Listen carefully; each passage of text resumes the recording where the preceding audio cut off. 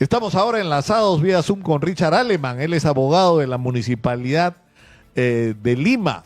Richard, muy buenos días. Gracias por atendernos. Creo que tienes que activar tu audio, por favor. Ahora sí. Tenemos el audio del doctor Aleman. Sí, sí, ahora sí. ¿Me escuchas? Perfectamente. Perfectamente. Lo que quisiéramos entender es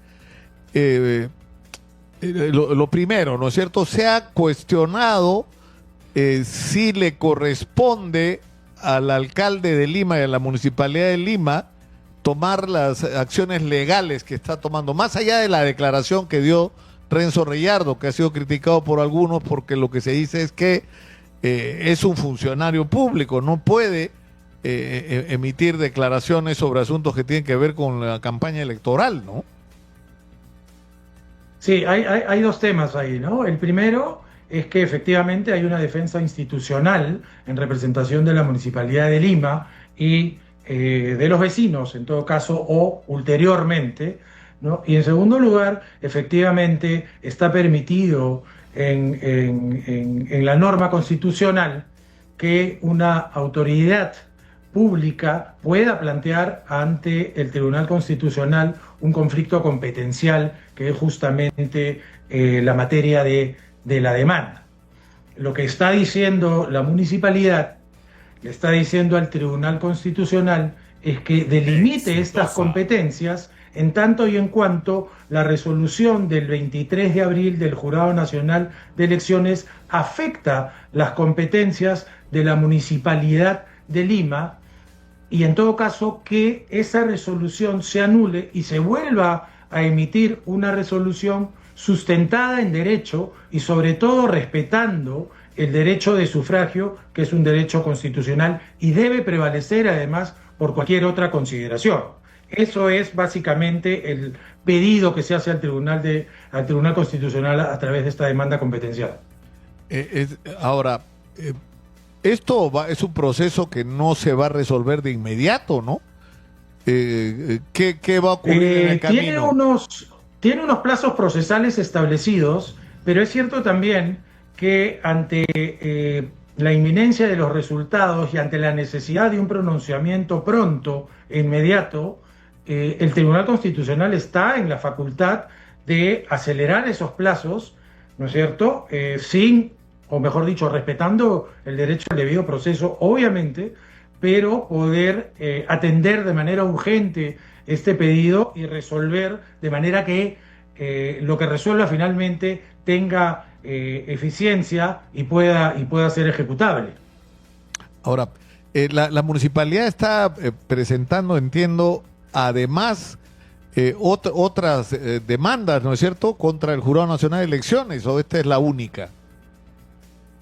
No, hay una demanda de amparo también que la presenta Renzo Reyardo, pero ya a título personal. Esta demanda competencial tiene autorización del Consejo, como establece la norma, y busca justamente que el Tribunal Constitucional establezca si efectivamente se ha menoscabado las competencias de la municipalidad.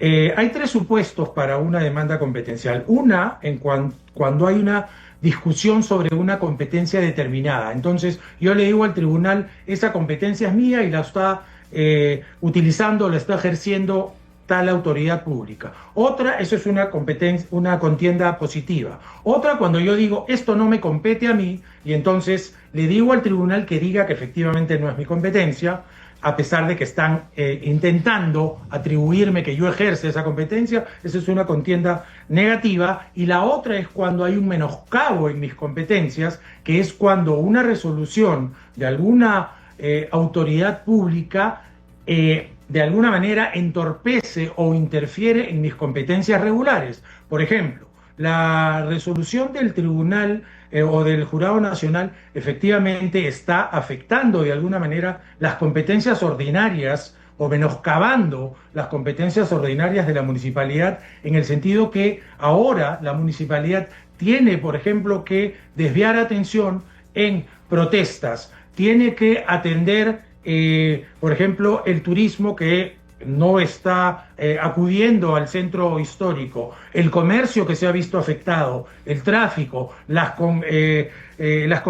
conglomeraciones públicas, en fin, una serie de efectos que ha generado el jurado, no por el simple hecho de haber emitido una resolución, sino porque la resolución no está sustentada constitucionalmente, haciendo prevalecer los derechos que debería hacer prevalecer, como es el derecho de sufragio. Y pongo un ejemplo claro. Si lees la resolución del 23 de abril, empieza diciendo que los problemas logísticos aceptados y reconocidos además por la OMPE y por el jurado generaron un malestar en la ciudadanía. Entonces, eso es una apreciación subjetiva. No hay un malestar, hay una afectación directa al derecho de sufragio. Y el derecho de sufragio necesita de tutela restaurativa, necesita un pronunciamiento que diga por qué debe prevalecer, por ejemplo, sobre un calendario intangible o inamovible, de acuerdo a algunos criterios del propio Tribunal Constitucional, y cuándo son los supuestos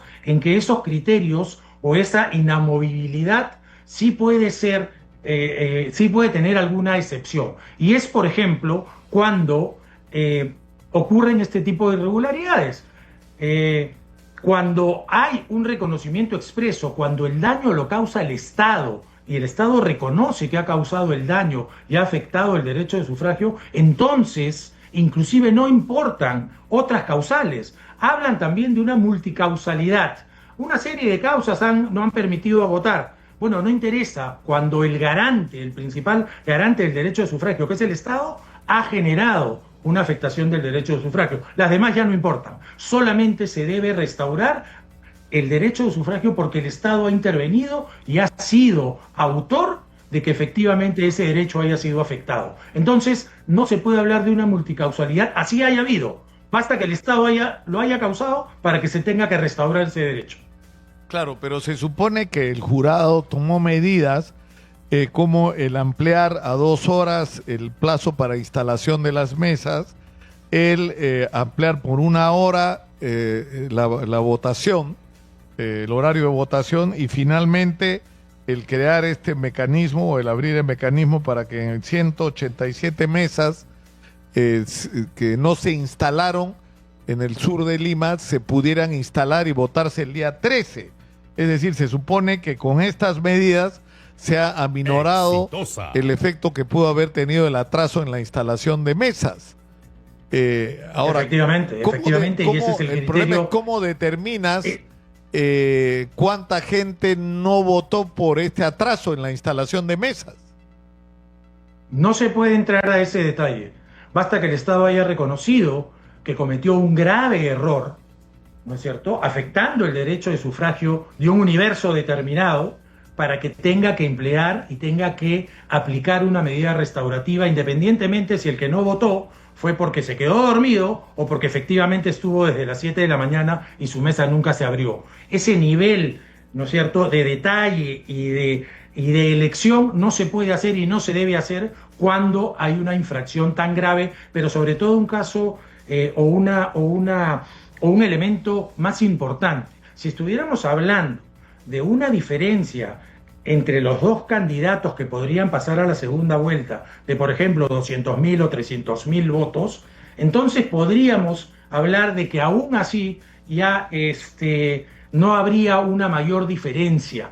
Y entonces, en ese caso, en el análisis, en la ponderación, la intangibilidad del calendario podría prevalecer. Pero si estamos hablando de una diferencia tan corta, efectivamente entonces sí amerita, ¿no es cierto?, por un tema de legitimidad necesaria del proceso electoral, ¿no es cierto?, que haya una medida restaurativa para que justamente el resultado sea lo más pegado y lo más, digamos, traducido en cuanto a la elección popular, en cuanto a lo que efectivamente la gente ha votado y la gente ha decidido. Entonces hay una serie de elementos y este es un supuesto extraordinario. No estamos abriendo pues una ventana para que todo pueda ser cuestionado y todo pueda ser revisado. Hay situaciones extraordinarias que se han presentado en esta elección, reconocidas, indudables, incuestionables por todos por todo el universo de votantes, de periodistas, de políticos,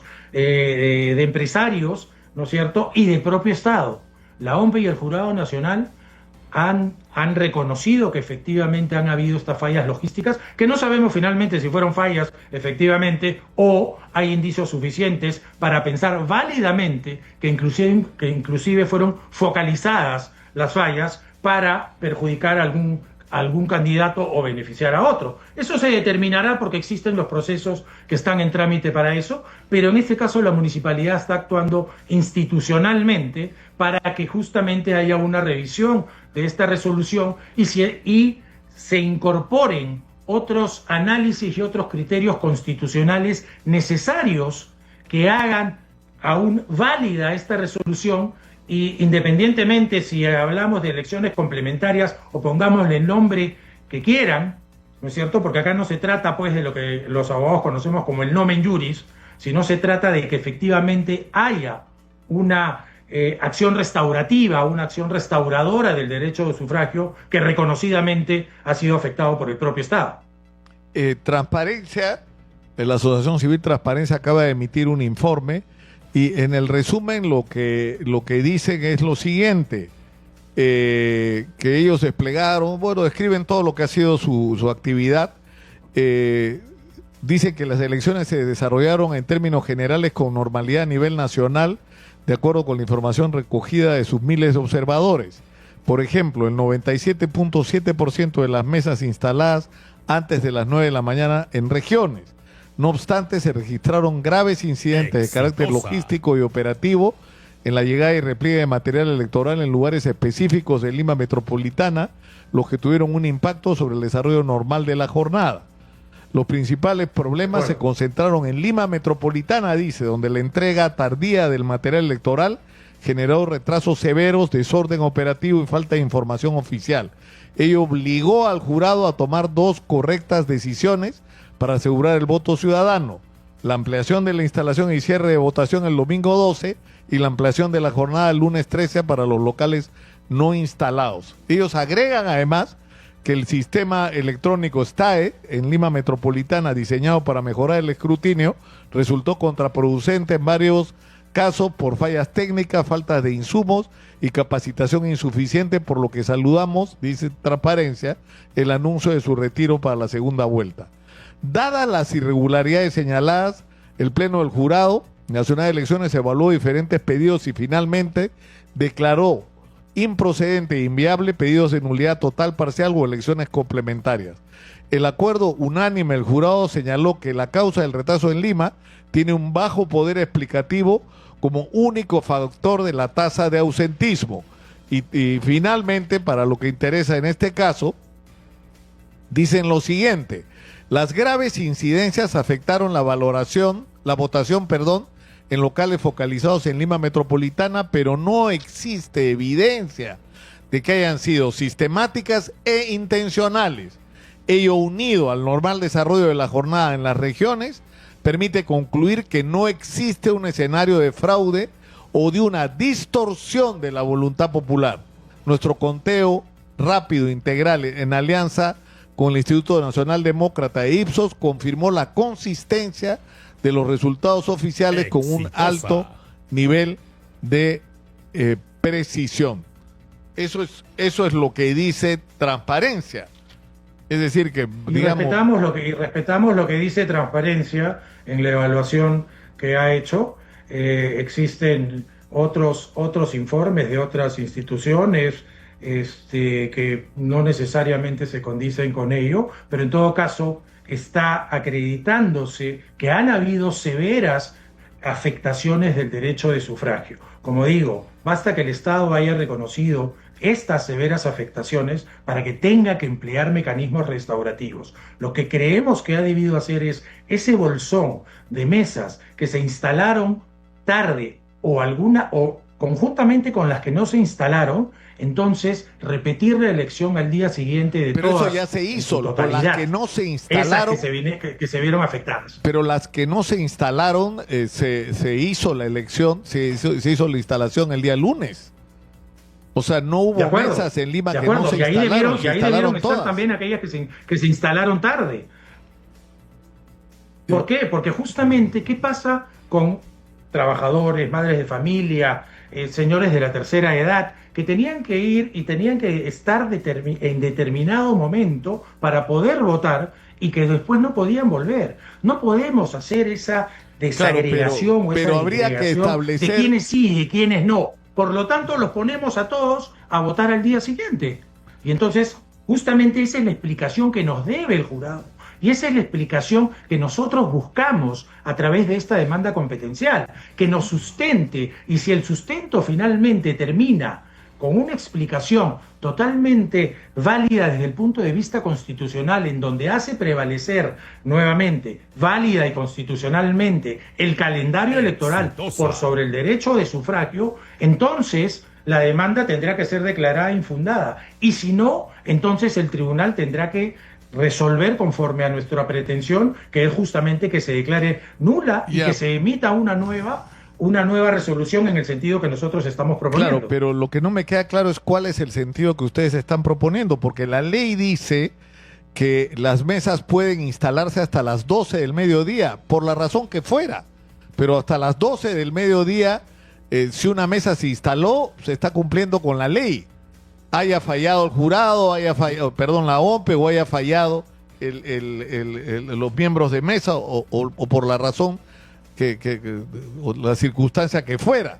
Es decir, que las mesas si que se tan instalaron a las como 12 estarían fuera de discusión. Estaríamos discutiendo de las mesas que se instalaron entre 12 y 2, es decir, fuera del horario que establece originalmente la ley, ¿no?